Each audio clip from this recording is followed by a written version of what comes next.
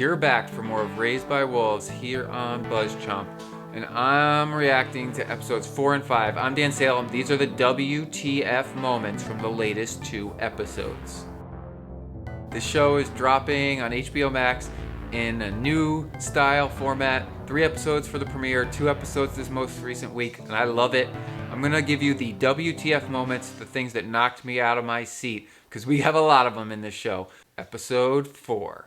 The followers of Saul's army, Marcus and his wife Sue and the lot, have discovered this gigantic pentagonal rock object in the middle of the desert. It is obviously man-made. It appears to have 0 entrance, which, I gotta say, these characters in the show, not all that intuitive, because if there is no entrance on the surface, either you can push a rock to create an opening, or the entrance is underneath. They already found all these gigantic holes in the ground, so they know that there are underground creatures on the planet. Yet it doesn't occur to them that the entrance to the giant pentagonal rock might be underground. I'm not suggesting they could actually dig under the sand to reach it, but the entrance is underground perhaps. And it heats up, so it's warming them at night. It heats up so much that it burns the leader, and Marcus becomes the leader. Marcus gets a vision from Saul. This rock object is like Saul because it's a mini sun in the middle of the desert for unknown reasons.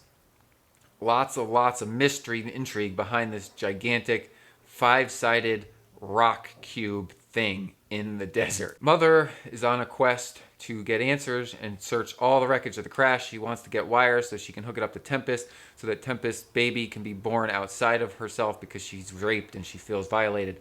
Well, in the process, she discovers that the Sims that Saul's army were using on their journey to Kepler 22b still intact.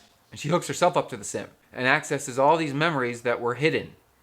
She remembers what it was like to be a necromancer for Saul. Then she remembers meeting her creator, Campion, and getting turned to the side of the atheists.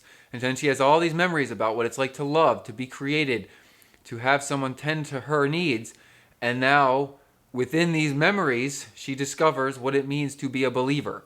Not that she's a believer in Saul, because they're a right-wing, crazy-ass, diehard religious cult, but she understands that maybe atheism has another piece to it where you can believe in something beyond yourself, her creator, who is a real person, Campion, but she still believes in her creator. Didn't think Mother was going to access memories like that. Then we discover that these creatures, which are really demon-like humans that live underground permanently, the one that Father captured was a mother. She was pregnant. There was a baby inside her. I don't know what that says, except for the fact that these are not just weird, bastardized creations. They are much more like humans than we want to believe, because this creature was carrying the child inside of her and going to birth her. Some people have made allusions to this and the Bible because they're the followers of Saul. This is like very biblical in the Ark, and now there's these demon-like creatures living underground. Well, these demons are not unlike humans after all. They eat the same food, they birth the same way. What the hell is going on? Episode 5. Someone from the planet is stealing things and steals the trackers from the place Mother hid them.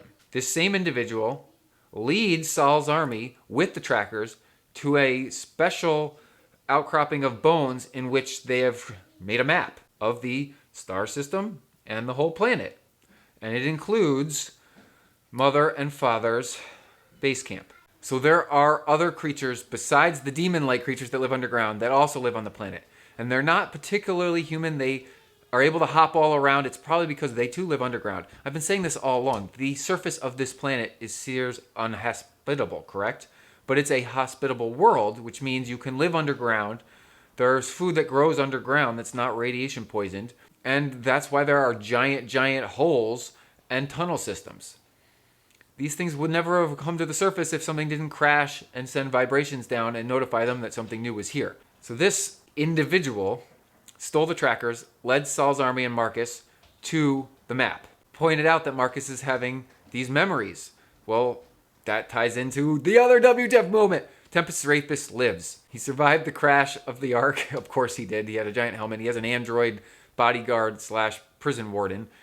And this rapist had the visions from Saul that told him to rape these women, will basically create babies. So Tempest wouldn't have the only baby human being born if it wasn't for being raped. Doesn't make the rape right, but God spoke to him. Now God is speaking to Marcus. I'm going to do God in quotes because they are a follower of Saul. A godlike entity is so ambiguous in this show, and it's being played on both ways that we don't truly know what they're believing in. We just know that they are so devout that it is clouding their judgment. WTF, Tali's ghost is plaguing father and it's plaguing mother. Now the ghost looks very much like the same creature that stole the trackers. I'm going to say creatures like human-like creature, quotes unquote. Well, Tali's ghost leads mother back to the sim, back into her memories. It's just causing trouble for everyone. Where are these visions coming from? Who are these people that live on this planet already? And are they on anyone's side, or do they just want everyone to go away? More of Mother's memories really lead us to see her struggle to be both the necromancer and the motherly creature. She was created by First Campion, and she is not perfect, just like humans. So these androids are much more like humans than the humans want to admit that they are, because humans are better, and they shouldn't be led by androids.